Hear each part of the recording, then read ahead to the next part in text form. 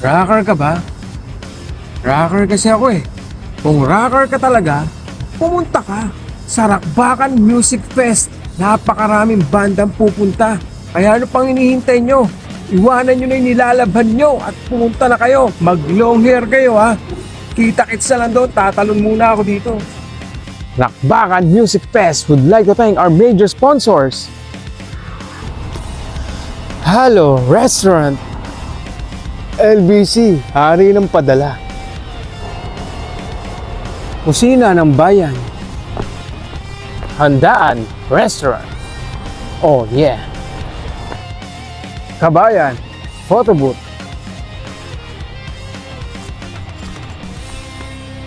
Prism, Atitin Del Casra, Maze Kitchenette.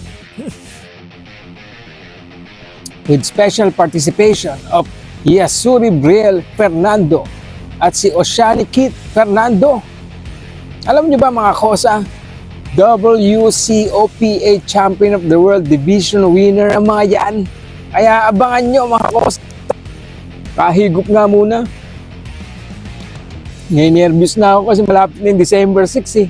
4 PM pa naman yun.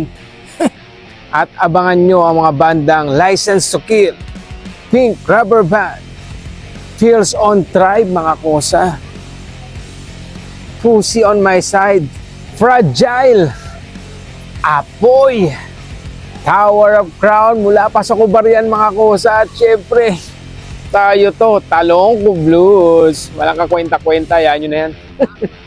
With solo performers Fadi, Michelle Kalumba,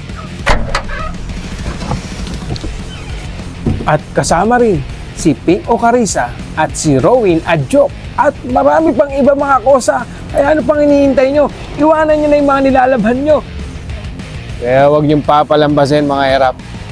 Sa December 6 na yan, 2024, Rockbakan Music Fest, para matulungan natin ang isang kababayan natin na stroke patient. Kaya magsama-sama tayo mga kosa, magrakrakan para sa kanya. Let's go! Go, go, go!